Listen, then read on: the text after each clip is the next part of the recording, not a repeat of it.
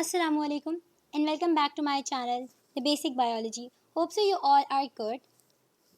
So in this video, we'll talk about the gases exchange in animals. In the last one, I covered the stomata, and that was all the portion that covers the gases exchange in plants, right?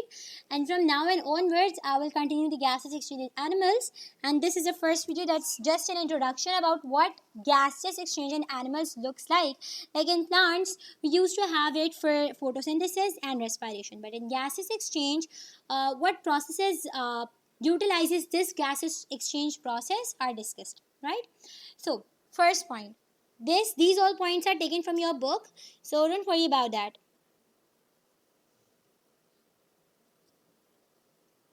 Okay.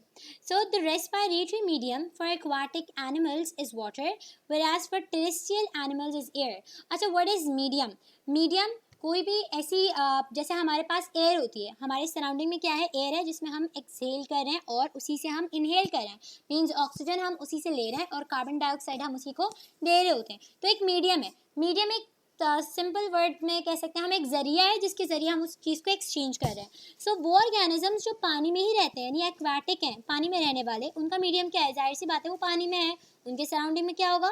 पानी होगा. तो उनका aquatic उनका जो medium होता है वो water होता है. जबकि टेरेस्ट्रियल एनिमल्स, अक्सर लोगों को नहीं पता होता टेरेस्ट्रियल एनिमल्स क्या होते हैं. टेरेस्ट्रियल एनिमल्स खुश्की में रहने वाले जानवरों को, या सिंपल जो लोग ज़मीन पे रहते हैं, लैंड ड्वेलिंग एनिमल्स को हम टेरेस्ट्रियल एनिमल्स कहते हैं. उनका जो रेस्पिरेटरी मीडियम है that is air.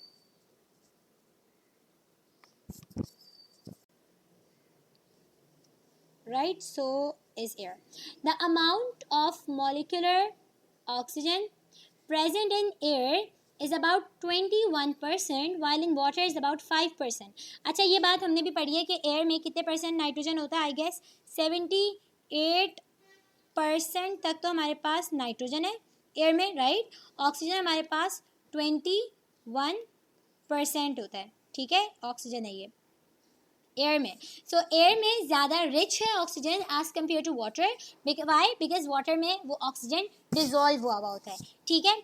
In order to exchange gases, animals have a respiratory surface. अभी हमने दो चीज़ें पढ़ेंगे, एक रेस्पिरेटरी मीडियम के बारे में हमने पढ़ा और दूसरा हम पढ़ेंगे रेस्पिरेटरी सरफेस. अब रेस्पिरेटरी सरफेस के जो डिटेल्स हैं वो हम नेक्स्ट वीडियो में कवर करेंगे, लेकिन सिंपल वर्ड्स में बता देती हूँ कि रेस्पिरेटरी सरफेस कोई भी ऐसा सरफेस होता है जिसके अक्रॉस हम गैसियस एक्सचेंज करवा रहे हैं. फॉर एग्जाम्पल, ये मैंने लीफ बनाया, ठीक है, ये लीफ की सरफेस है, सही. इसके अक्रॉस जो हो रहा है, ठीक है, लीफ को क्रॉस करते हुए ऑक्सीजन या कार्बन डाइऑक्साइड जो भी गैसेज हैं वो क्या हो रही हैं? एक्सचेंज हो रही हैं, ठीक है. तो ये इसके अक्रॉस हो रहा है, तो ये क्या हो गया? इसका रेस्पिरेटरी सरफेस हो गया, right. So in the unicellular organisms like protozoa, protozoa में कौन कौन आ जाते हैं? अमीबा आ गया, ठीक, यूग्लिना आ गया, पैरामीशियम आ गया. The plasma membrane serves as the respiratory surface. Plasma membrane क्या होती है? Let me draw. This is an amoeba, right. It's irregular in shape. इसकी जो भी सेल वॉल है, सॉरी सेल मेम्ब्रेन जो है, ठीक है, सेल मेम्ब्रेन ये पूरी मैंने जो बनाई है, this is known as plasma membrane. So इसकी प्लाज्मा मेम्ब्रेन के जरिए ही एक्सचेंज करवाते हैं हम गैसेस का, राइट. सो छोटे एनिमल्स जो यूनिसेलुलर है उनकी तो जो नॉर्मल बॉडी है या जो प्लाज्मा मेम्ब्रेन है, बॉडी की जो कवरिंग है वही काम करेगी. But in multi cellular animals, वो एनिमल्स जिनमें बहुत सारे सेल्स होते हैं, इनमें क्या होता है?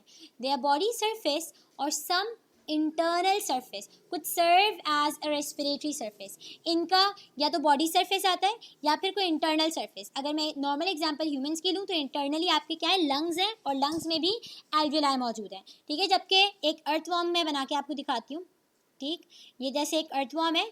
अर्थवॉर्म अपने नॉर्मल जो बॉडी सरफेस होता है इससे रेस्पायर करता है, इसके जरिए एक्सचेंज ऑफ गैसेस करवा रहा होता है, ठीक है. सो ये पॉइंट इन्होंने यहाँ क्लियर कर दिया है. यूनिसेलुलर में किस तरह होगा? By the plasma membrane. और मल्टी सेलुलर में या तो नॉर्मल बॉडी सरफेस इन्वॉल्व होगा रेस्पायरेशन में. अच्छा, फ्रॉग्स में भी बॉडी सरफेस के थ्रू भी रेस्पायरेशन होती है. उसमें जो 3 टाइप की रेस्पायरेशन होती है उनमें से एक कुटेनियस या बॉडी सरफेस के थ्रू हो रही होती है, सही.